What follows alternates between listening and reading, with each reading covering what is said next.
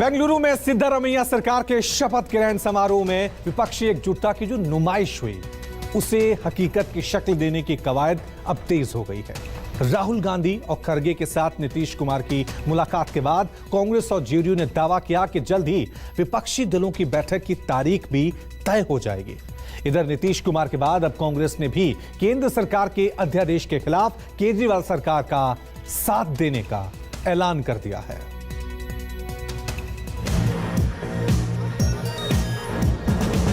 रविवार को केजरीवाल से मुलाकात और सोमवार को खड़गे से बात। विपक्षी एकजुटता के रथ के सारथी बने नीतीश कुमार बार बार पटना से दिल्ली की दौड़ लगा रहे हैं। कोई पक्का साथी बन गया, कोई खट्टे अंगूर होकर रह गया। लेकिन सबसे बड़ी चुनौती कांग्रेस की रजामंदी हासिल करना है, जिसके कदम कर्नाटक विधानसभा चुनाव में मिली बंपर जीत से जमीन छोड़ चुके हैं।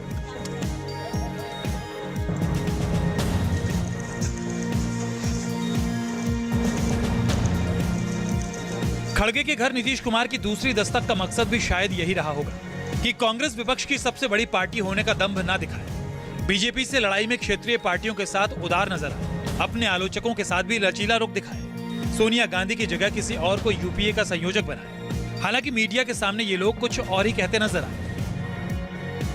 आज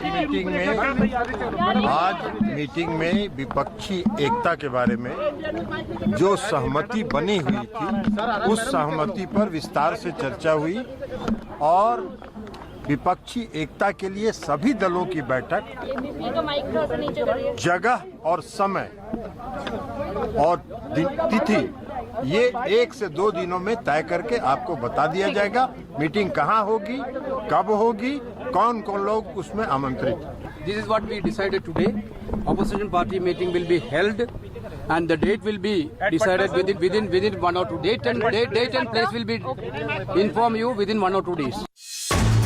बेशक कांग्रेस विपक्ष की सबसे बड़ी पार्टी है, देश की सबसे पुरानी पार्टी है, लेकिन सियासी गलियारे में जितनी चर्चा नीतीश, राहुल और खड़गे की मुलाकात की है, उससे कहीं ज्यादा नीतीश और केजरीवाल की मुलाकात की भी है। वजह है ये कि केंद्र के साथ लड़ाई में केजरीवाल की सरकार भले ही सुप्रीम कोर्ट से जीत गई, लेकिन केंद्र सरकार ने अध्यादेश के जरिए सुप्रीम कोर्ट के फैसले को पलट दिया। ट्रांसफर पोस्टिंग पर फिर से एलजी का अधिकार बहाल कर दिया। आम आदमी पार्टी संविधान के खात्मे की मुनादी करने लगी। संजय सिंह की जुबान पर तानाशाही चस्पा हो गई। देश के संघीय ढांचे में उनका कोई यकीन है और ना ही भारत के सर्वोच्च न्यायालय को मानते हैं। फिर बचा क्या? कौन सी संस्था बची इस देश के अंदर? इसका मतलब देश में तानाशाही का शासन है। तुगलकी फरमान से कोई भी आदेश बदला जा सकता है, कोई भी आदेश दिया जा सकता है। अरविंद केजरीवाल जी ने कहा है कि वो देश के सभी विपक्षी नेताओं से मुलाकात करेंगे और जब ये काला कानून राज्यसभा के अंदर आएगा, जहां पर बीजेपी का बहुमत नहीं है, वहां सारी विपक्षी पार्टियों को मिलाकर इस बिल को वहां पर गिराने के लिए सबको एकजुट करने का प्रयास करेंगे। ये सिर्फ दिल्ली का मुद्दा भी नहीं है, ये मुद्दा इस बात का है कि जहां जहां Bharatiya Janata party state election हारती है, वो किसी ना किसी तरीके से उस राज्य सरकार की ताकत को खत्म करने की कोशिश करती है।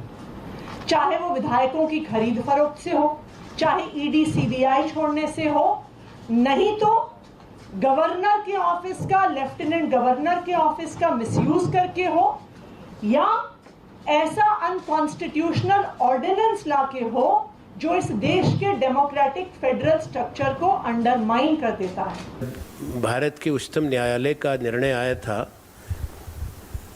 कांग्रेस पार्टी ने उसका स्वागत किया था। आज भी हमारा वही मत है कि माननीय उच्चतम न्यायालय का निर्णय सही था और जो संविधान के प्रावधान हैं, जो राष्ट्रीय राजधानी दिल्ली से संबंधित हैं, जिस पे बड़े विस्तार से सुप्रीम कोर्ट ने अपना मत व्यक्त किया है, वो भी संवैधानिक पीठ ने उसको माना जाना चाहिए। केजरीवाल से मुलाकात के बाद नीतीश कुमार ने भी केंद्र सरकार के अध्यादेश की आलोचना की थी।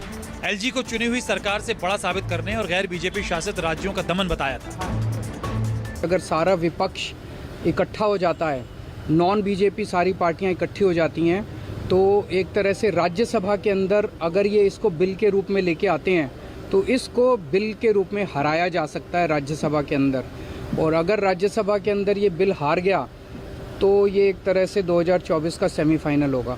फिर एक मैसेज चला जाएगा पूरे देश के अंदर, ये बिल अगर हार जाता है तो मैसेज पूरे देश में जाएगा कि 2024 के अंदर बीजेपी की सरकार जा रही है।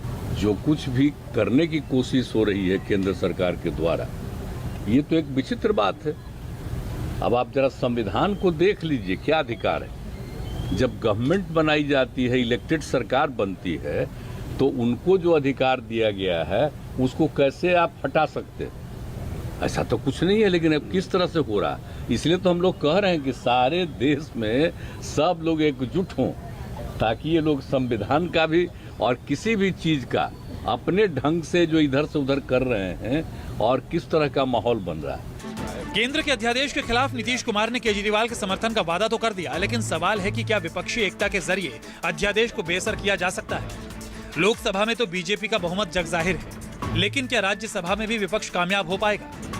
बात अध्यादेश पर समर्थन देने की हो या फिर 2024 में बीजेपी के खिलाफ एकजुट होने की, बात बहुत मजबूती से खड़ी दिखाई अभी फिलहाल नहीं देती।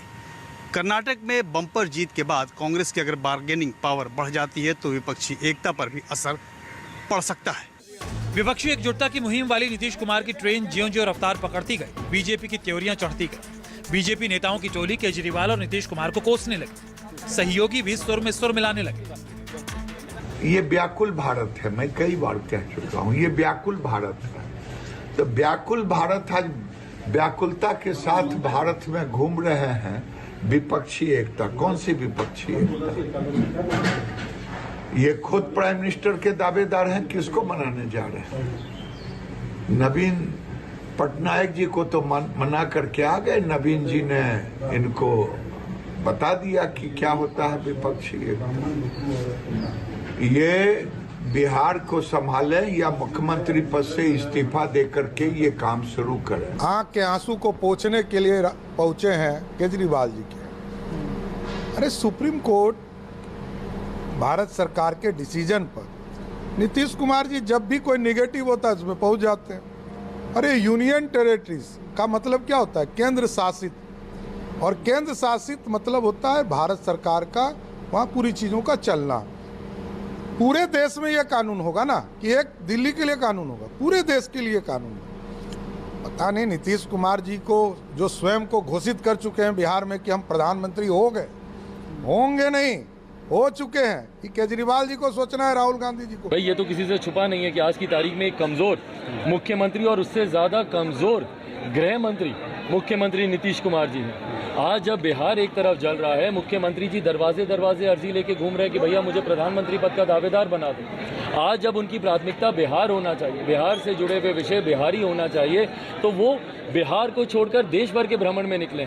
पिछले दिनों में ये जितने मुख्यमंत्रियों से मिल लिए हैं, इतने बिहारी परिवारों से नहीं मिले हैं मुख्यमंत्री नीतीश कुमार जी। अगर ये इतने पीड़ित परिवारों से मिल लेते जिन्होंने हाल फिलहाल के दिनों में अपराध की वजह से अपने परिजनों को खोया है, तो संभवतः ये उसका समाधान निकाल पाए। राजनीति में सब कुछ फिक्स नहीं होता, कुछ फैसले समय और मौके के हिसाब से भी होते हैं। फिलहाल बीजेपी भले ही विपक्षी एकता को नकार रही हो, लेकिन 2024 तक की एकजुटता बीजेपी के लिए बड़ी चुनौती बन सकती है।